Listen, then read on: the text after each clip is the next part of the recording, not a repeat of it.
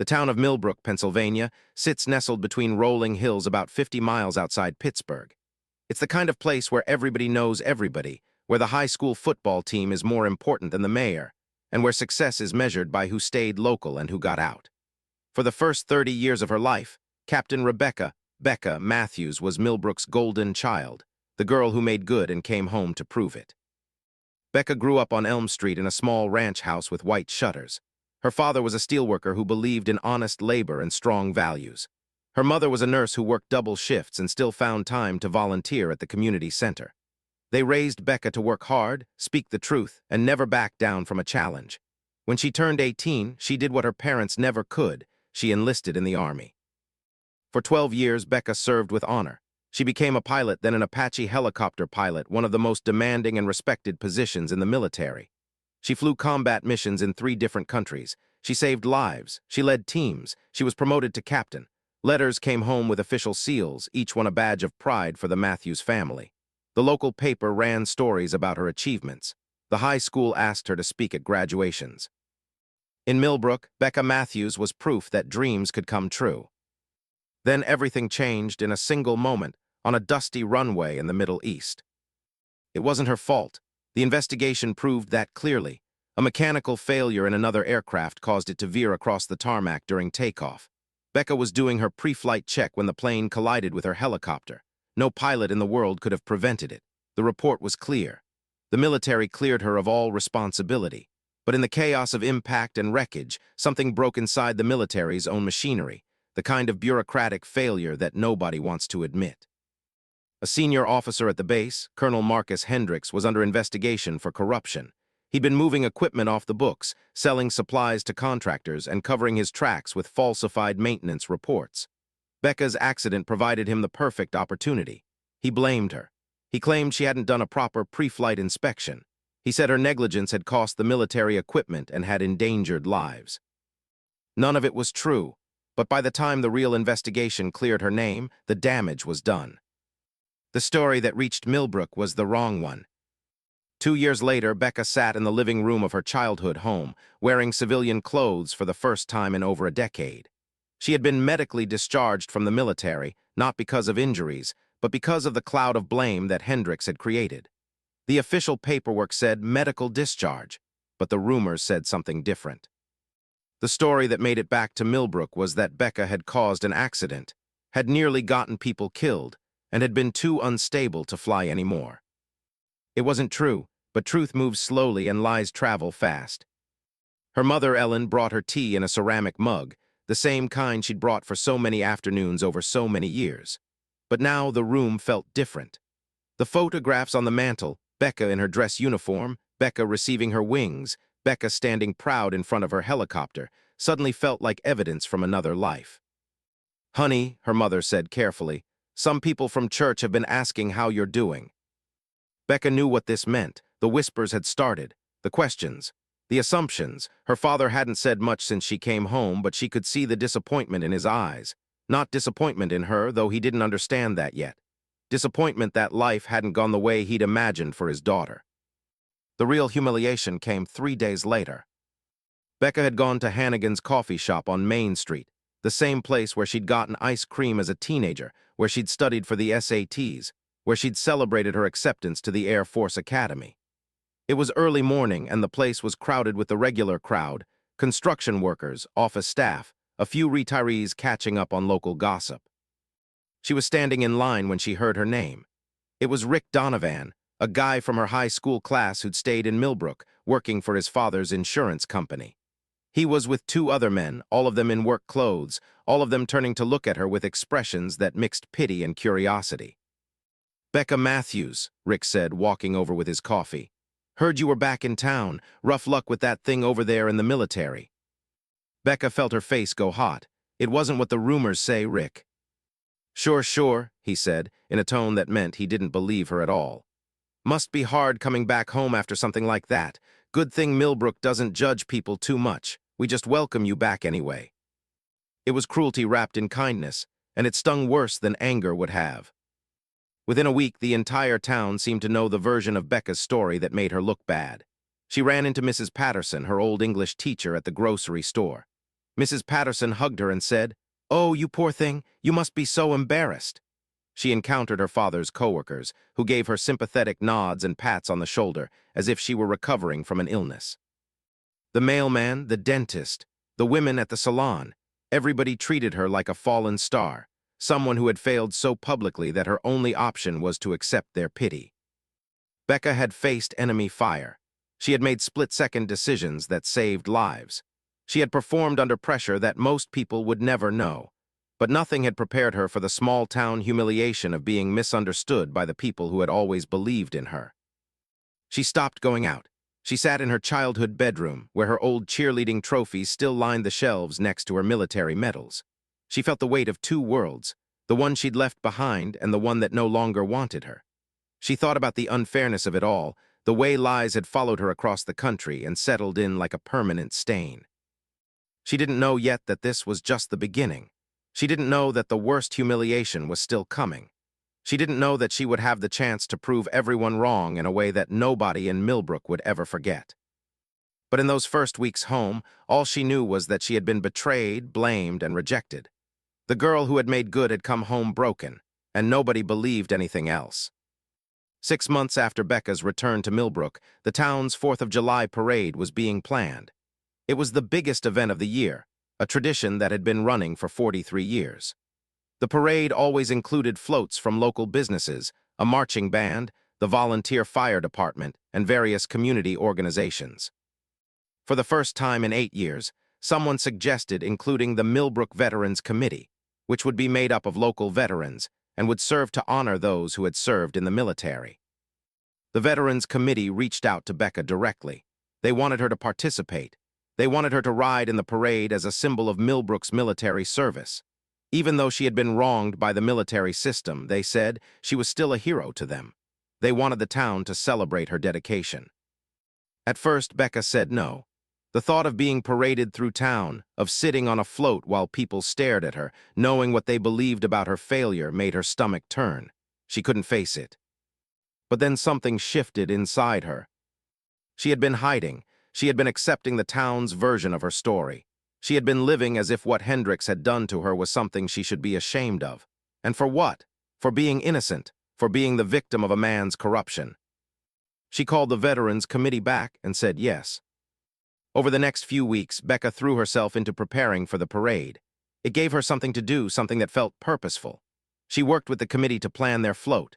They designed it around the theme of service and sacrifice, with blue and gold decorations, photos of local veterans, and a space for Becca to stand and wave to the crowd. The night before the parade, Becca couldn't sleep. She lay in bed thinking about what would happen.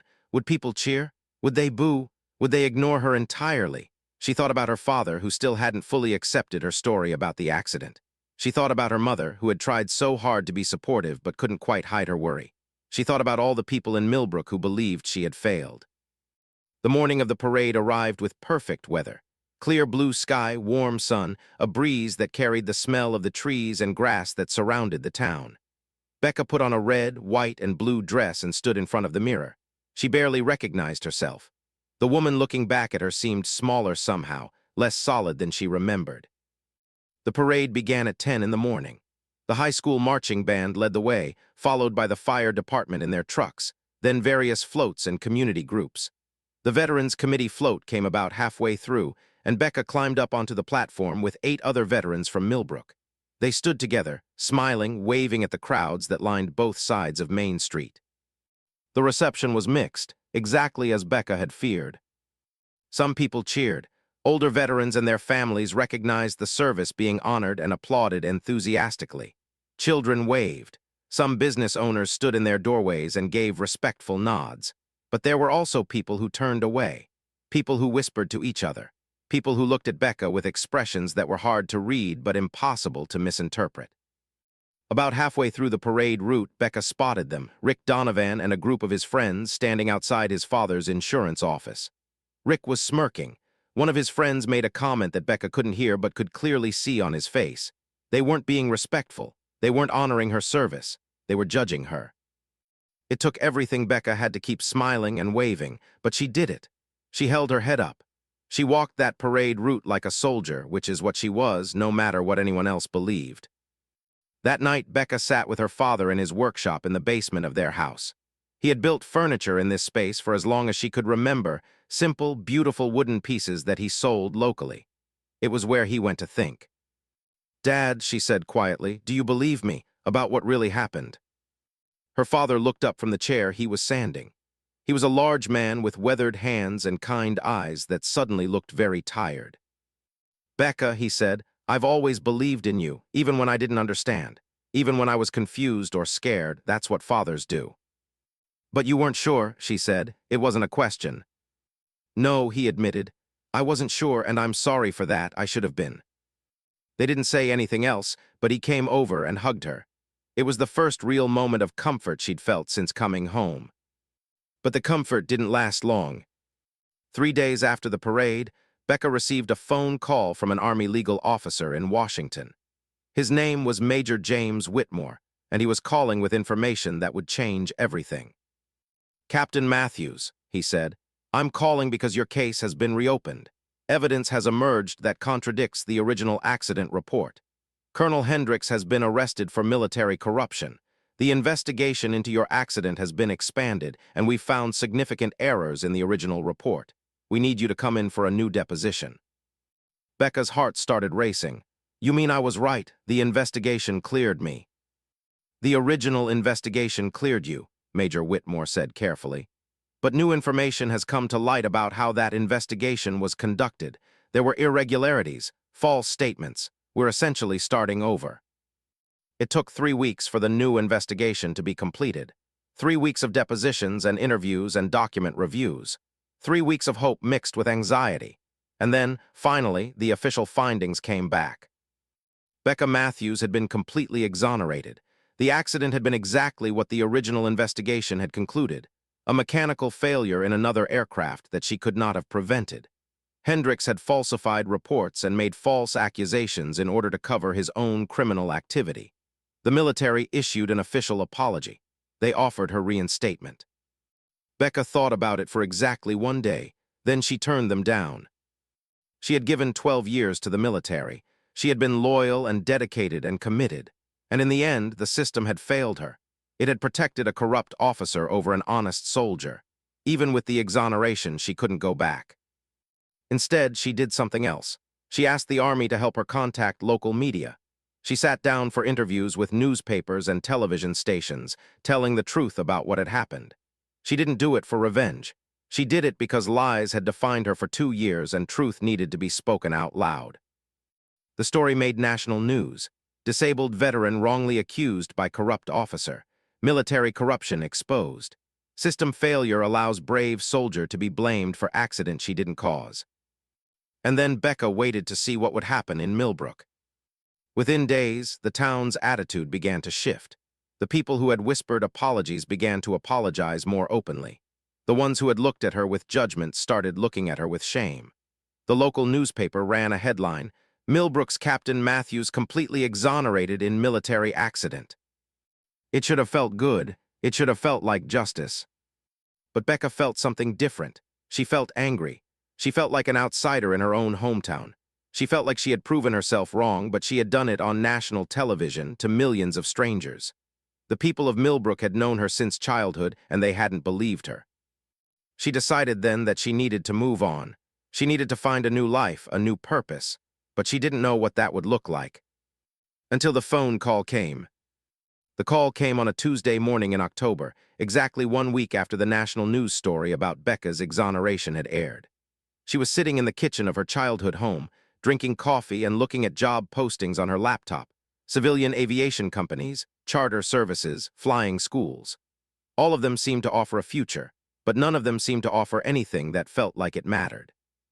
The caller identified himself as Martin Reeves, Director of Operations for a private aviation security company called Sentinel Defense Solutions. Becca had never heard of the company, but after a quick online search, she learned that it was legitimate and specialized in providing helicopter support for emergency situations, disaster relief, and community outreach programs. "Captain Matthews," Reeves said, "I've been following your story, not just the recent news coverage, but your entire military record. You have an impressive history of service and incredible piloting skills. I'm calling because we have an opportunity that I think might interest you." Becca listened as Reeves explained what the company did. They operated Apache helicopters, the same aircraft she had trained on and loved. They provided emergency support to communities affected by natural disasters. They worked with search and rescue operations. They trained other pilots and maintained equipment. It was, in many ways, a way to continue the work she loved without the military hierarchy that had failed her. "We're based in North Carolina," Reeves said, "but we work all across the country. What I'm offering you is the position of lead pilot and training commander. You'd be running our flight operations, training new pilots, and participating in missions yourself. It's a good salary, excellent benefits, and the kind of work that makes a real difference in people's lives." Becca felt something shift inside her. This was an opportunity to start over, but not to leave behind the work that had defined her. It was a chance to keep flying, to keep serving, but on her own terms. "Why me?" she asked. "You must have lots of experienced pilots." "We do," Reeves said, "but I want the kind of pilot who knows what it means to be treated unfairly and who comes through it stronger. I want a pilot who won't abandon this company or our mission when things get tough, because you've already proven you can handle tough. And I want someone who believes in doing things right no matter what. Your record shows you're that person." Becca thought about Millbrook. She thought about the parade. She thought about all the people who hadn't believed in her. And she thought about her father, who had finally said he believed in her, but only after he'd been confused and hurt. She thought about starting a new life where people would know her for who she was, not for rumors about who she might be. "When would I need to start?" she asked. "As soon as you can get here," Reeves said. "We have a new class of pilots starting in 2 weeks, and I need you here to lead it." Becca said yes before she could second-guess herself. She told her parents that evening. Her mother cried, but they were different tears than before. These were tears of pride mixed with sadness about her leaving. Her father hugged her for a long time and said, "You're going to be great. I always knew you would be." Within a week, Becca had packed up her things, said goodbye to the few people in Millbrook who mattered to her, and driven south to North Carolina. She found an apartment near the Sentinel Defense Solutions headquarters, a modern facility built on the grounds of a former military airfield. She met her new team. She reviewed equipment. She prepared lesson plans for the pilots she would be training. For the first time since coming home, Becca felt like herself again. Over the next 3 months, Becca threw herself into her new work. She trained 5 new pilots, 3 of them men and 2 of them women. She ran emergency training scenarios. She helped coordinate relief operations when a hurricane struck the Gulf Coast, flying missions to deliver supplies and evacuate people from dangerous areas. She was good at this work, and she loved it. She also started hearing stories about Millbrook through social media and the occasional phone call with her mother. The story of Becca's exoneration hadn't ended with the national news coverage. Local people had started digging into what had really happened. They learned that Colonel Hendricks wasn't just corrupt, he was a criminal. He had embezzled hundreds of thousands of dollars. He had sold military equipment on the black market. He had endangered lives for profit. And they had learned, through court documents and news stories, that he had deliberately blamed Becca in order to cover his tracks. He had written false reports.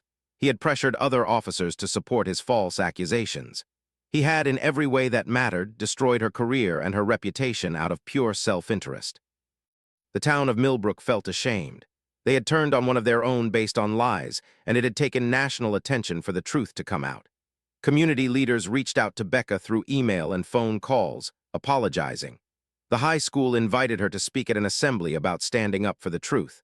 The Chamber of Commerce wanted to honor her as Millbrook's most distinguished resident. Becca turned down most of these invitations. She wasn't ready to go back. The wounds were still too fresh. Millbrook represented a time when she had felt abandoned, and she needed to put distance between herself and that feeling. But she was healing, and the work was helping. Then, in January, 3 months after she had left Millbrook, something happened that would bring her full circle and force her to face her past in a way she never expected. The phone rang. It was Major James Whitmore, the Army officer who had reopened her case.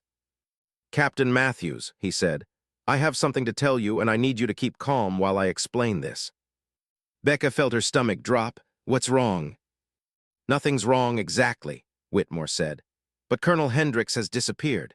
He was released on bail while awaiting trial for his crimes, and he left North Carolina 3 days ago.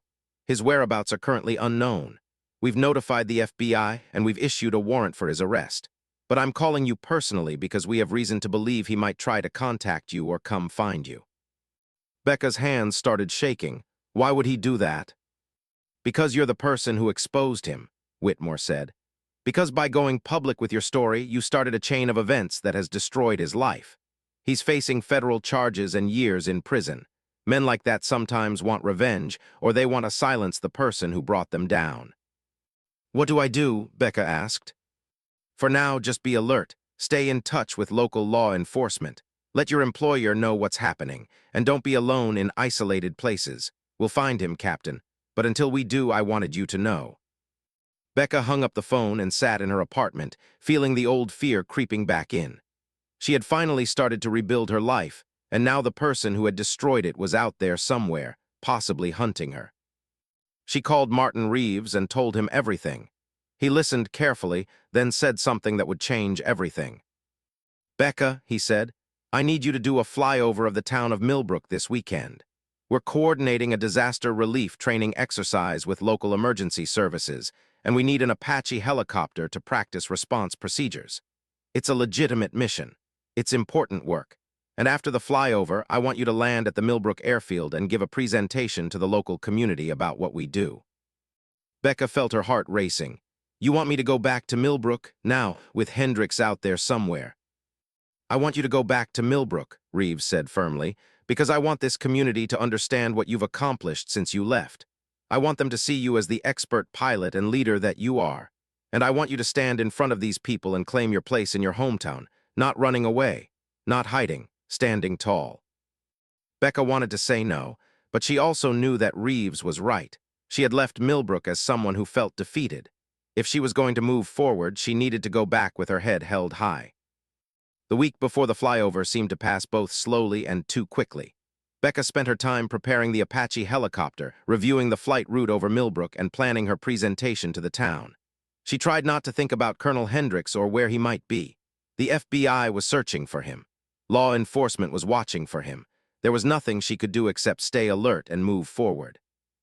On Friday night, she drove back to Millbrook for the first time since leaving in October. The town looked exactly the same buildings, the same streets, the same trees now bare in the winter cold. But to Becca, it felt like returning to a different planet. So much had changed inside her, and the town couldn't seem to change at all. She stayed in a hotel rather than at her parents' house. She wasn't ready for that level of intimacy. But she did call her parents and arranged to have dinner with them on Friday night. They met at Murphy's restaurant, a place they'd been going for special occasions since Becca was a child. Her mother hugged her tightly and wouldn't let go for a long moment. Her father shook her hand formally, then pulled her into a hug as well. She could see how much they'd missed her. Over dinner, they talked about Becca's new job, her new apartment in North Carolina, the work she was doing with Sentinel Defense Solutions. Her parents told her about Millbrook, the news she'd already heard through her mother's phone calls, but hearing it in person made it different. They told her about people asking about her, about the town's shame at how they'd treated her, about the pride they felt in her accomplishments. "Honey," her mother said carefully, "a lot of people in this town want to apologize to you. They want to make things right." "I know," Becca said, "and I appreciate that, but it's going to take time. What happened here hurt me, and I needed to get away to heal." "But you're flying over us tomorrow," her father said. "In that helicopter, that's something special." Becca nodded. "It's a training mission for my company, but yes, I'll be flying over Millbrook, and I'll be landing at the airfield afterward to give a presentation." "The whole town is invited to see you land," her mother said. "There's going to be a crowd." Becca felt her stomach tighten. She knew this would happen, but hearing it made it real.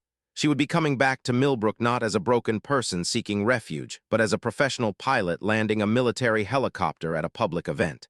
Everyone would see her. Everyone would remember the way they'd treated her. Everyone would witness her success. She didn't sleep much that night. Saturday morning arrived cold and clear. Becca drove to the airfield where she had parked the Apache helicopter the day before. It was a beautiful machine, military-grade, powerful, with a paint job that gleamed in the winter sun. She did her pre-flight check, running through the same procedures she'd done thousands of times, the same procedures that Hendricks had falsely claimed she'd failed to do that day in the Middle East. At 9:47 a.m., she lifted the helicopter into the air. The flight over Millbrook took exactly 12 minutes. Becca followed the route she'd planned, flying over the town from north to south. She could see the high school where she'd graduated, the park where she'd played as a child, Main Street with its shops and restaurants, the church where her family had attended on Sundays. And she could see people outside, looking up at the helicopter, pointing, watching. She could see the parking lot of the Millbrook airfield starting to fill with cars and people as word spread that she was coming into land. When she brought the Apache down on the runway at 10:00 a.m. sharp, there was a crowd waiting. She could see her parents standing with some friends. She could see people from town, some she recognized, some she didn't. There were local police officers in their uniforms. There was the mayor. There were families with children, all staring at the helicopter in awe. Becca powered down the helicopter and climbed out. She was wearing her Sentinel Defense Solutions flight suit, with her name badge and her pilot's insignia clearly visible. She had her hair back in a professional bun. She looked competent, official, and confident.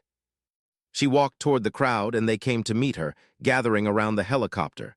The mayor stepped forward with his hand outstretched. "Captain Matthews," he said loudly, "welcome home. Millbrook is honored to see you and your aircraft today." People started clapping. It wasn't enthusiastic. There was something awkward and uncertain about it, as if they weren't quite sure what they were clapping for. Were they celebrating her success or apologizing for their failure? Becca understood that it was probably both. She was ushered to a small platform that had been set up near the airfield office. There was a microphone, and Martin Reeves was standing nearby, ready to give an introduction. He smiled at Becca with encouragement. "Ladies and gentlemen," Reeves said into the microphone, "thank you for coming out today.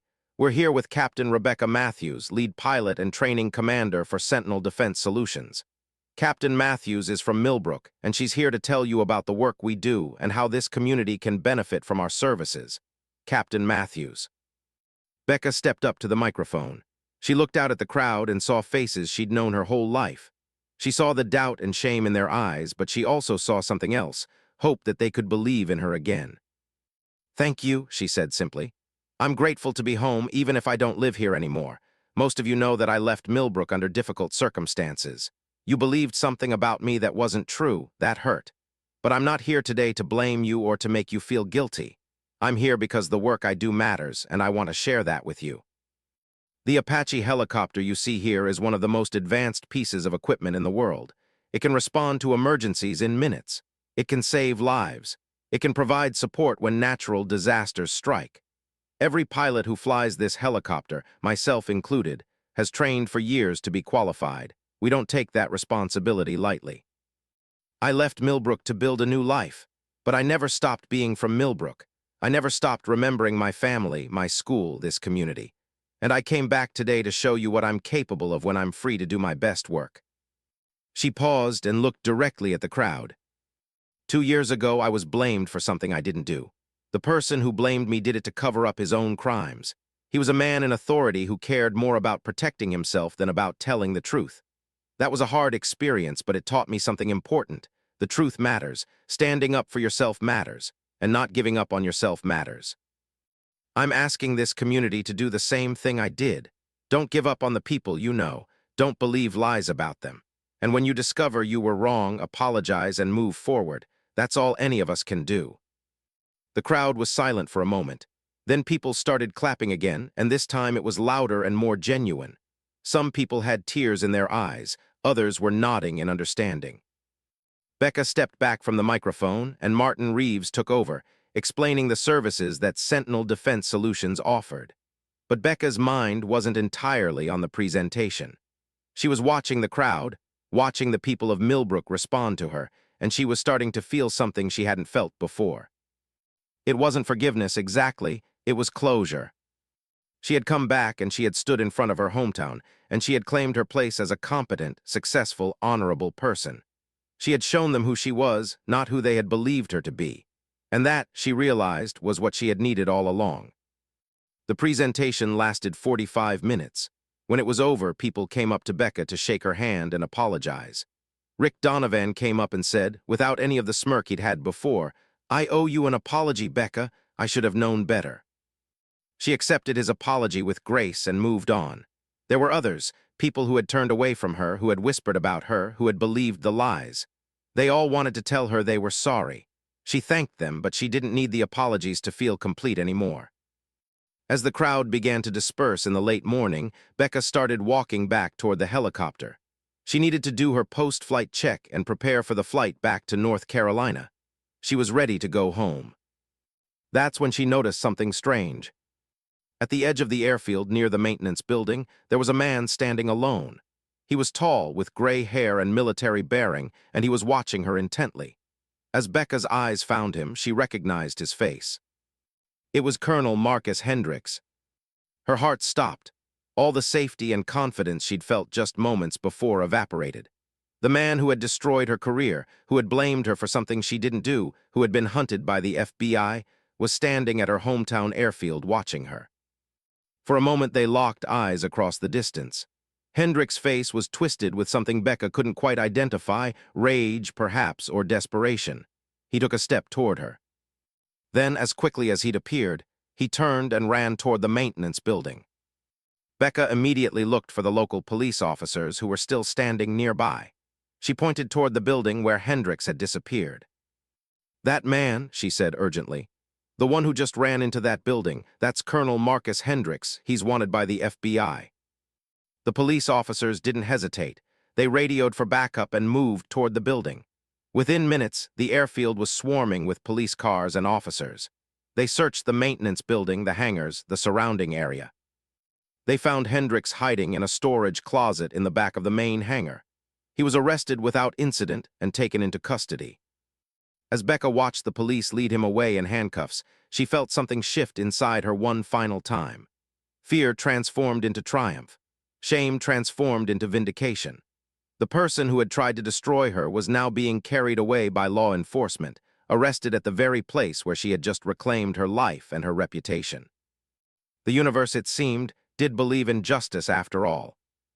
In the weeks that followed, the story of Colonel Hendricks' arrest at Millbrook Airfield became national news.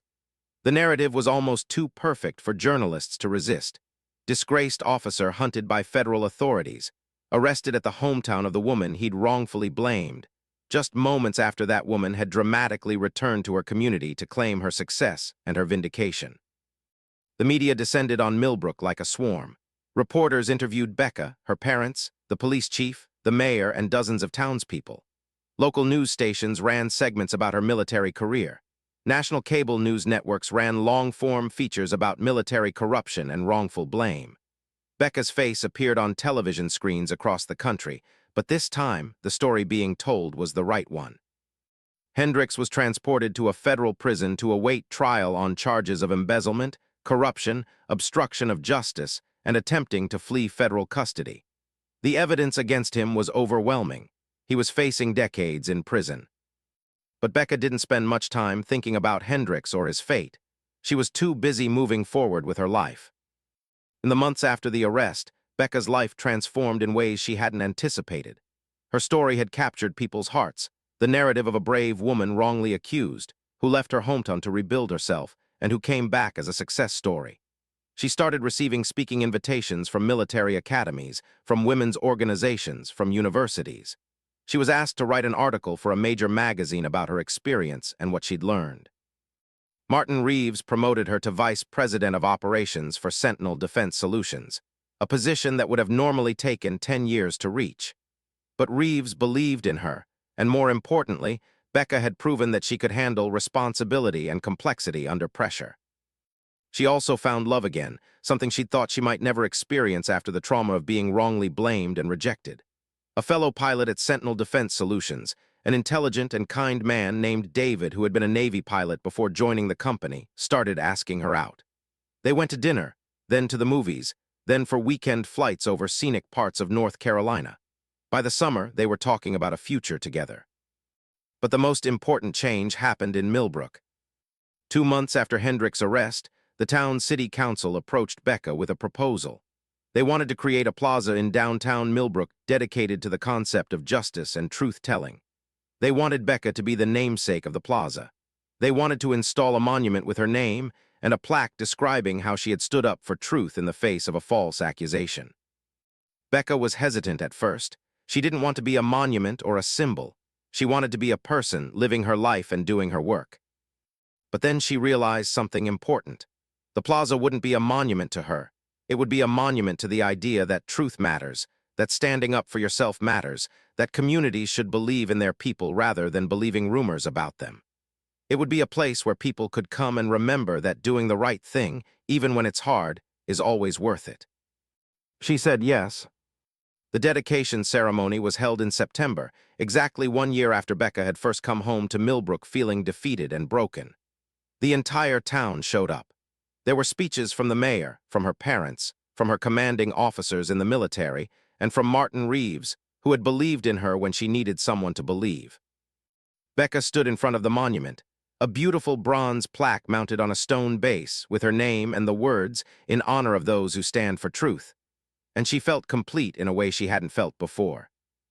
Her father hugged her and whispered, "I'm so proud of you. I always was, even when I was confused." Her mother cried happy tears and said, "You made it through, honey. You really made it through." That evening, Becca stood on the platform overlooking the plaza as the sun set over Millbrook. She thought about the journey she'd taken. She thought about the girl who had left this town as an ambitious military pilot. She thought about the broken woman who had returned, beaten down by lies and rejection.